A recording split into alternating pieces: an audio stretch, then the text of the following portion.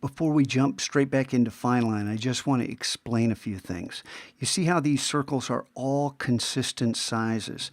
If I come over to Instagram, like this image right here, if I click on it, you see all the circles are the same sizes.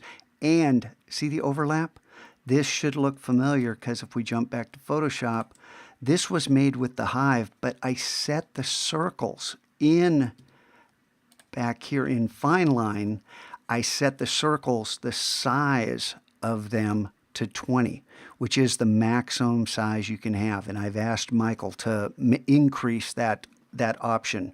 And these numbers right here, this change, this is, oh shoot, this is the default. And notice this overlap of these. And if we come over to this image, we've got that same kind of overlap happening.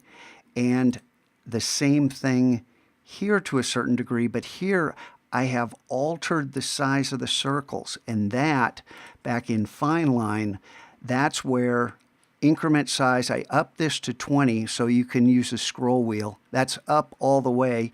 I clicked on hollow point and then said increment size. And this creates this far more interesting collection of different size circles. And I think adding even more varieties, more options for size would be really helpful. Now, the overlap here, this is set to 150. And by 150, I mean all of these numbers up here. And if you just hover over these, you can use a scroll wheel to move them. But while you're hovering, you can actually type 150 and then move down and just over the top. And you can go ahead and set those, okay? And set all four. I'm not going to change all four right there. But then that gives you the ability to control how near or far these circles are to one another. And because these are being built from the inside out, the first one's complete, and then you see there's this degree of incompletion. And this is set to 140 here, the distance between these. And again, I'm talking about this number right here being 140 on all of them. And then you have this really interesting way to differentiate these from one another. And then these are just, you know, again and again generating on top of one another. But I've made a lot of changes to different settings in this. Besides changing this number right here, this one is set to 140. The increment, the size, I changed the rigor. I believe I lowered this down to somewhere low. And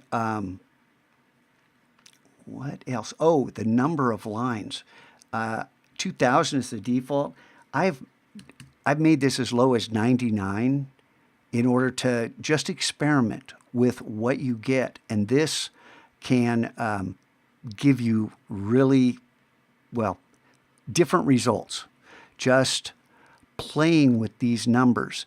So the only way to figure out how to do these things is to try and try and try and try.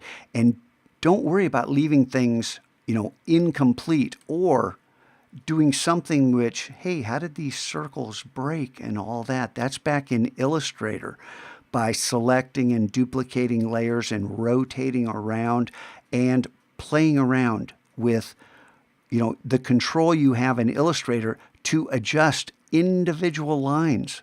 You know, you saw how we changed all the lines together or all the anchor points together. Well, you can change individual lines or individual anchor points. Maybe you don't like this really thick black line here and here. Well, you can select these individual lines in Illustrator and delete them one by one. Click and delete. So the fine-tuning that you undergo in order to achieve your results and the little differences between that one and that one, it's not just how far apart they are. Look at the distribution, the center of these.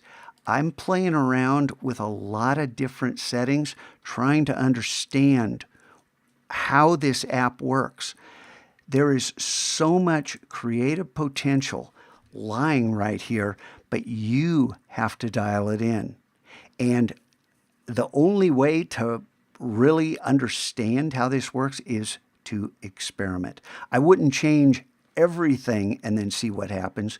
Change one setting at a time and try to dial in what is it that's happening. And if you like something that you're generating, save it. Save that PDF, and you can always come back to it later. I hope you have a lot of fun with fineLine and our other generative apps. I'll have other tutorials for those. I won't need to go into such detail if you worked your way through these. Spend some time. Remember the preset. I'm going to work with Michael to introduce other presets based upon findings I've made. If you find some magic combination, take a screenshot. Look, Shift, Control, Command 4. Shift, Control, Command 4 gives you these crosshairs, and the addition of control to that means that screenshot's not dumped out on the desktop. If I come over to Photoshop, hit Command N, Photoshop's going to say, hey, you got some, ooh, it didn't copy to my clipboard. I think I changed this shortcut. New computer. So back here, if I do Shift Command 4, I believe I changed the shortcut. For you, it's going to be adding control to it, but I thought I'd make it easier on myself. And then back here, if I close that and hit Command N for a new file, it is pulling it off my clipboard. So for you, and then Command V, it's Shift, Control, Command 4. That will copy whatever you click and drag on to your clipboard, and then you can put it inside Photoshop. Or you can be smart like me and start changing your shortcuts so the computer works for you, not the other way around. I can't wait to see what you make.